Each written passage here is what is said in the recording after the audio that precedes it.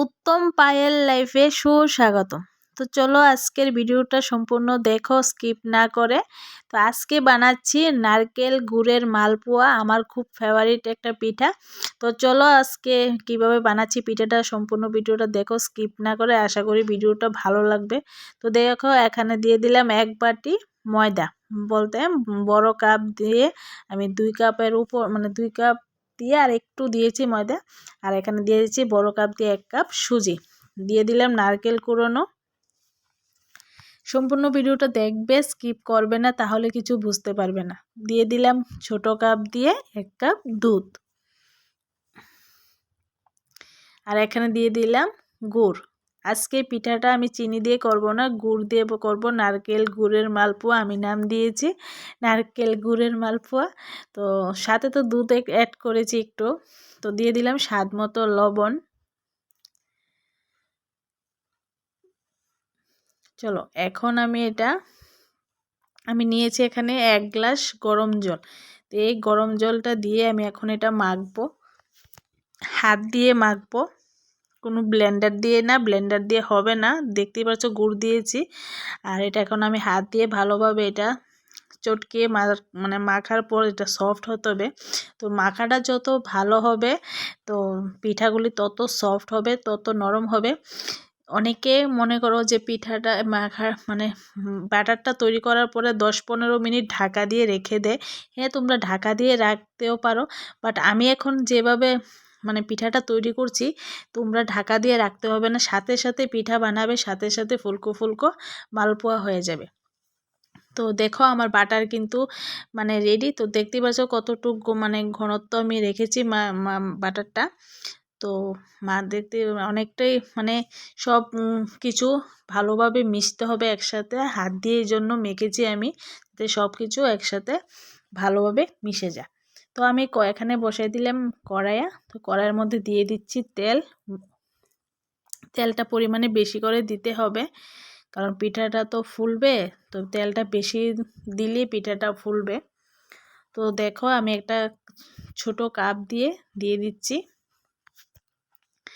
তো দেখো তোমরাও দেখো পিঠাটা আমি একদম ঢাকা দিয়ে রাখতে হয়নি, সাথে সাথে আমি বানাচ্ছি।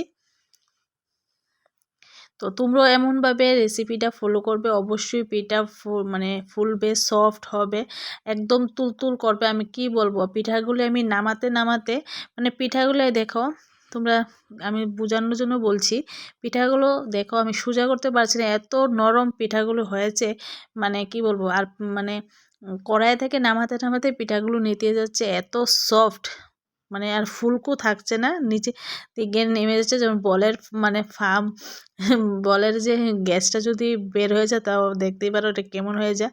তো এটাও এমন হয়ে গেল। তো চলো আর একটা পিঠা দিয়ে দিলাম। তো পিঠাগুলো কিন্তু আমার সবগুলি ফুলেছে, কি বলবো এত নরম হয়েছে। যাদের দাঁত নেই তারাও এই মাড়ি দিয়ে খেতে পারবে, বয়স্ক লোকেদের জন্য একদম পারফেক্ট। মানে তারা খেয়ে খুশি হবে, অনেক খুশি হবে যে আমরাও এখন এমনভাবে পিঠা বানালে আমরাও পিঠা খেতে পারবো। দাঁত নেই তো কোনো দুঃখ নেই, মাড়ি দিয়ে খেয়ে ফেলতে পারবে। তো দেখো আমার সবগুলি পিঠা এমনভাবে ফুলেছে, তো তোমাদের দেখাচ্ছি। তো দেখতে পাচ্ছ পিঠাগুলি ফুলেছে, বাট পিঠাগুলি নামাতে নিতে যাচ্ছে, কারণ এতটা সফট হয়েছে। তো আজকের রেসিপিটা তোমাদের কেমন লাগলো অবশ্যই কমেন্ট করে জানাইও, আর আমার পাশে থেকো। যদি ভিডিও ভালো লাগে তো প্লিজ চ্যানেলটা সাবস্ক্রাইব করে দিও। তো দেখো আমার পিঠা কিন্তু হয়ে গেছে, অনেকগুলি পিঠা হয়েছে, আর পিঠাগুলি এত সফট হয়েছে, বারবার বলছি, কারণ সত্যি পিঠাগুলি তোমরা অবশ্যই এমনভাবে রেসিপিটা ফলো করে ভিডিও মানে পিঠা বানাইও। আশা করি খেতেও ভালো লাগবে, যাকে দেবে মানে সেও মুগ্ধ হয়ে যাবে। তো চলো আমি এক হাতে একটা পিঠা ছিঁড়ে দেখাচ্ছি। তো দেখতে পাচ্ছ পিঠা কিন্তু অনেক গরম, ধোঁয়া উঠছে, তারপরও আমি এই যে ভিতরও একদম ভালোভাবে হয়ে গেছে। চলো আরেকটা পিঠা আমি ছিঁড়ে দেখাচ্ছি। এই পিঠাগুলি সবগুলি খুব সুন্দর হয়েছে আর খুব সফট হয়েছে। তো দেখো দুনো পিঠে খুব সুন্দর হয়েছে। তো পিঠা দেখো আমি এখন ছিঁড়ে দেখাচ্ছি, এক হাতেই মানে ছিঁড়ে দেখাচ্ছি আমি। তো গরম গরম কিন্তু পিঠাগুলি এখনও গরম, আমি মানে হাত ঝাড়া দিচ্ছি, কারণ পিঠাগুলি খুবই গরম। এই যে ধোঁয়া বার হচ্ছে, তো চলো, যদি ভিডিও ভালো লেগে থাকে তো প্লিজ চ্যানেলটা সাবস্ক্রাইব করে দিয়ে আমার পাশে থেকো।